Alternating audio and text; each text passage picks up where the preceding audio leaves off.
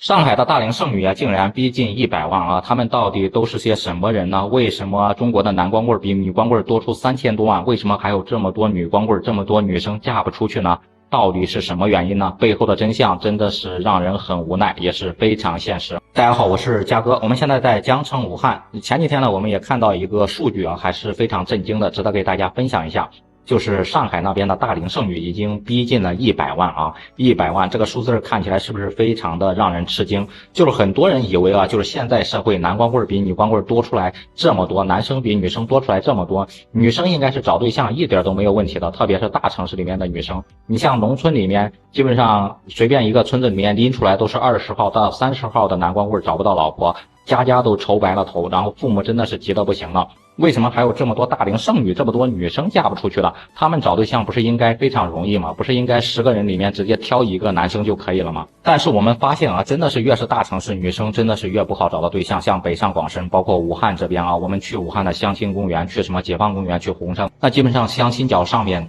贴的所有的简历，基本上有4排吧，全部都是女生的简历啊，都是各种优质女生的，企业的中高管、老师、医生了什么了，都是非常优质的，职业非常光鲜，包括薪资待遇都非常不错。男生呢上面呢围的全部是女生，而女生这边的简历呢却寥寥无几的人去观看。为什么现在男生都不主动了，都不去找对象了，都躺平了呢？而女生都这么积极主动，还找不到对象呢？这真的是让人百思不解其解的一个现象。甚至呢，你像武汉的相亲公园，直接就出现了9个女生抢1个男生啊，可不是9个男生抢1个女生，是不是真的是匪夷所思？后面呢，通过对几个相亲朋友，特别是大龄剩女相亲的了解啊，我也知道了整个事情的一个真相和原因，真的是太现实，太现实。你像上海那边，特别是大城市里面很多的大龄剩女啊，他们都有着不错的职业，都有着不错的薪资待遇，然后他们的薪资呢，你像1个月如果是1万块钱，他找对象，他肯定是要求对象的薪资待遇不能少于2万，而且呢，对于身高还有严格的要求。你像我之前一个33岁的女同事去相亲，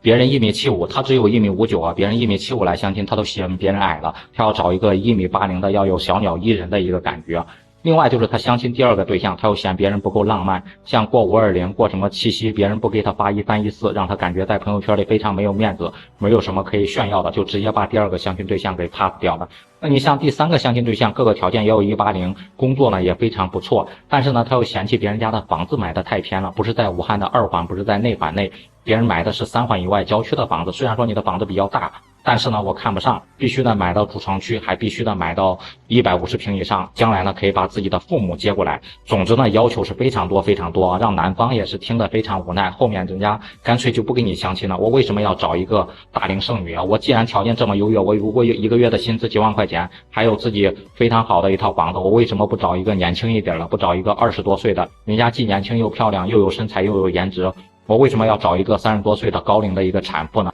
那你像第2点，就是很多的女生现在被短视频、被网络上的东西给刷屏了，被洗脑了。我感觉总想着自己是白雪公主，能遇到一个什么霸道总裁，像电视剧里面的一样，动不动就有一个富二代或者是一个开公司的，将来会骑着什么七彩祥云来娶自己啊。就是现实生活中很多的普通的男性，包括被他们称之为屌丝的，他们就根本看不上，他们认为自己是有房有车或者是有事业的，我一定是要找一个成功人士的，我不可能跟普通人结婚的。而且呢，作为新时代的独立女性，她们是非常独立的，她们很多人是不愿意生小孩的，而且是不愿意跟自己的公婆一块住的，认为呢会严重影响自己的生活质量，既不生小孩又不愿意跟家人一块住，拉低自己的生活质量，我还不如自己单着呢。所以很多人就抱着这个想法，越来越偏离一个现实，越来越偏离一个轨道。到35岁、36岁甚至40岁，剩下来的大龄剩女真的是比比皆是，整个社会就泛滥。不知道大家对于此事是怎么看的？大家觉得现在城市中越来越多的大龄剩女到底是什么样的原因呢？可以在评论区留下您的观点和看法。